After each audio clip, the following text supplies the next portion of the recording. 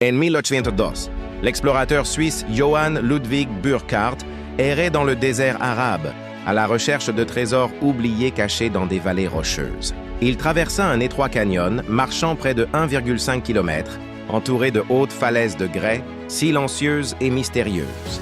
Soudain, le canyon s'ouvrit, révélant une façade impressionnante taillée dans les falaises calcaires, la légendaire Al-Khazné, ou le trésor. Haute de 127 pieds, elle n'a pas été construite, mais sculptée directement dans la roche, affichant piliers, colonnes et motifs détaillés. À l'intérieur de l'immense entrée se trouvait une chambre simple, sans décoration, préservant la beauté naturelle de la pierre plutôt que des trésors. En explorant plus loin, Burckhardt découvrit un grand théâtre creusé dans la roche, pouvant accueillir près de 6000 personnes, autrefois animées de voix vibrantes. Il suivit des sentiers menant à de colossaux temples, des ruines dispersées et d'imposants tombeaux, preuve d'une cité prospère et grandiose. Cette cité perdue, vieille de 2000 ans, était Pétra, cachée dans les montagnes désertiques du sud de la Jordanie, oubliée du monde. Mais une question demeurait: comment les habitants survivaient-ils ici, dans un désert aride presque sans source d'eau naturelle? Les Nabatéens, une tribu nomade, contrôlèrent les routes de la soie et des épices reliant la Chine, l'Inde, l'Égypte et Rome, accumulant d'immenses richesses.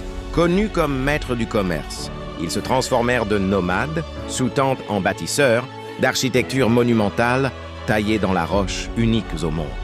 Plus tard, les archéologues découvrirent leur technique. Des structures sculptées de haut en bas, permettant une précision remarquable sans échafaudages extérieurs. Un monument inachevé révéla leur méthode. Les artisans commençaient par les sections supérieures, descendant au fur et à mesure que les débris formaient des plateformes naturelles. Plus de 800 tombes et chambres funéraires taillées dans la roche ont été découvertes, montrant que Pétra n'était pas seulement un cimetière, mais aussi une cité. À son âge d'or, Pétra abritait entre 20 000 et 30 000 habitants, prospérant malgré l'extrême sécheresse du désert. Comment? Sous le Grand Temple, des chercheurs découvrirent des canaux, révélant un réseau souterrain d'eau conçu avec une précision incroyable. L'eau provenait de la source d'Aïn Moussa, située à 8 km, circulant par des conduites creusées dans les falaises, maintenant le flux sans perte de pression. Les ingénieurs inclinaient les conduites exactement à 4 degrés, évitant les poches d'air et assurant un débit constant. Une technique redécouverte seulement récemment. Ils construisirent aussi des barrages et des citernes pour stocker les crues, soudaines, protégeant Pétra des tempêtes mortelles et préservant l'eau douce. Cette maîtrise de l'ingénierie hydraulique prouva que les Nabatéens n'étaient pas seulement des commerçants, mais aussi des innovateurs scientifiques, des siècles en avance sur leur temps. Mais la gloire de Pétra prit fin brutalement. En 1373 après Jhétsi, un tremblement de terre dévastateur détruisit temples, théâtres et systèmes hydrauliques.